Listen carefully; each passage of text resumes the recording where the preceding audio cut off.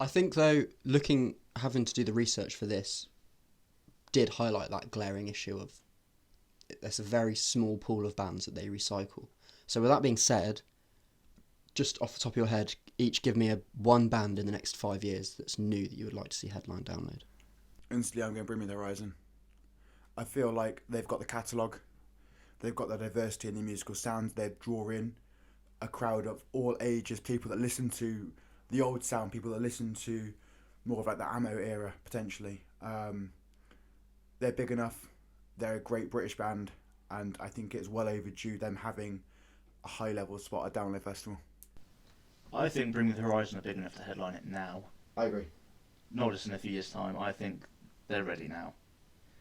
But to throw another name in there, I think one that isn't quite ready yet, but maybe in a few years' time, Architects. I would love to see 100%. Download. Yeah. I think they're popular enough now as well to do it. They've got the back catalogue. It'd be a huge day, and it'd be quite a big turning point. I think it'd be like a changing of the guards of old to new.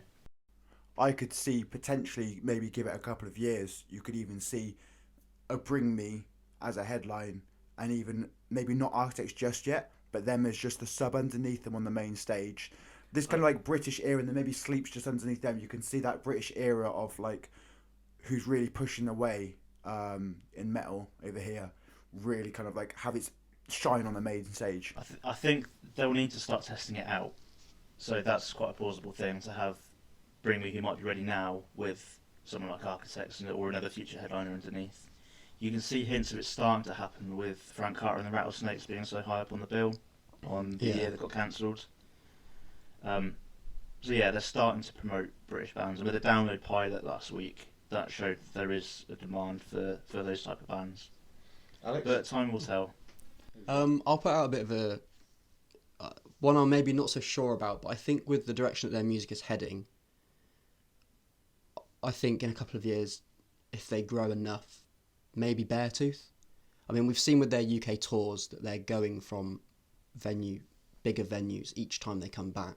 I feel like, I don't mean this in like a negative way, but like their music is becoming a bit more accessible for fans. And I think they are the kind of band that they could play a set that would have enough heavy and enough sort of rock and roll to please a lot of people.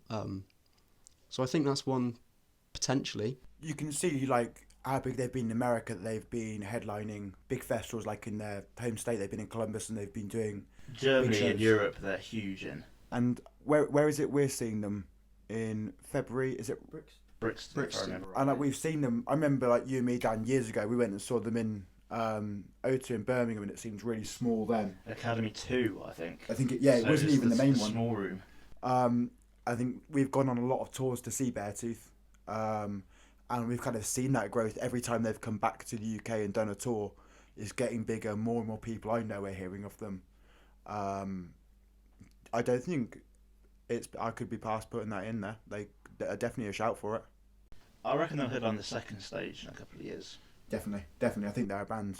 I think maybe let's see how Below does.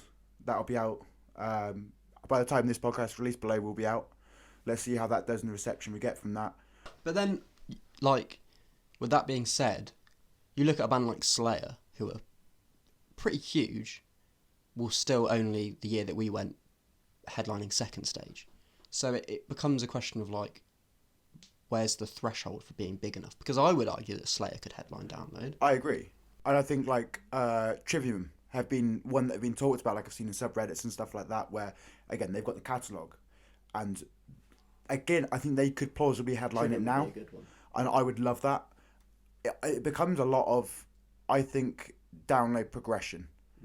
And I know you said this before, Dan, about like Sleeps at 2000 Trees, where they've kind of played every stage there, and they've had the progression of going all the way through, and it depends on if Slayer, I couldn't say off the top of my head of how high they've got on a main stage without like looking into it, but have they had the progression? Have they then built their way up and gone to any of those higher points, or was headlining second stage the biggest thing? And then I think it comes into Download billing, and how are they going to then push these new acts, and how are they going to promote them from being on a Dogtooth to an Avalanche to a Second to a main stage kind of band, and it's their progression throughout maybe 3-year cycles of where they place them.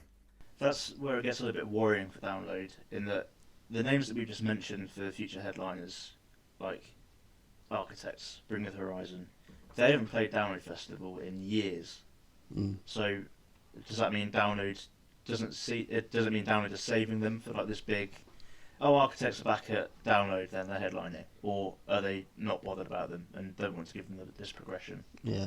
Because at the moment there's a big target audience at Download that might not have heard Architects, because they just go every year for the big bands like Iron Maiden perhaps that are on at the end of the day. They might not have ever checked out Architects, so why would they want them headlining their festival?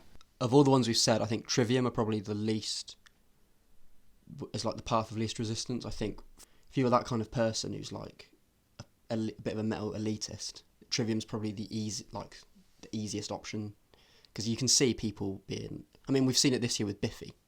People are livid about it. Hilarious, personally. I find it hilarious, but You just get but then it's people's opinions. Everyone's got an opinion on a band, and some people are gonna hate seeing Slipknot there again when they play, because that will obviously happen again at some point. Everyone's gonna have their bands that they want to see headliner, and it's just pleasing, I guess, as many of the majority as you can with those different headliners, and that will allow it for different people. It feels like the Download bookers can't win at the moment. If they book someone new like Biffy, they get the original hardcore elitist Download goers complaining that it's not Slipknot or Maiden or someone else. If they book Slipknot or Maiden or someone else, you've got another group of people, probably me included, saying, you need something new. You need to try something new. So they just can't seem to win. But they have, I think it's all about balance, and this, I say this year, I mean as in next year, seems like the most balanced in a long time, because I'm not against having these old bands here if it's balanced by other new bands, but thing is, it's going to get to a point where are going to have a year of just 3 young bands, and Download will suffer for it, because they haven't phased in. in. It'll be a big shock. Yeah. It probably wouldn't sell out. Whereas they need to start phasing them in, I think. These classic bands can't be touring forever. A lot of them are There's gotta wrapping be a up. point. Slayer are done. Kiss are on their last ever tour. Well, so they say. They've been on it for 4 years. You know, but still. Sabbath probably won't ever come back to it. You're need going to to- run out of bands eventually. Yeah.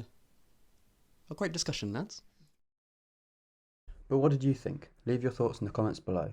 Hit subscribe so you never miss a video, and why not check out the latest episode of our podcast. Thanks for watching.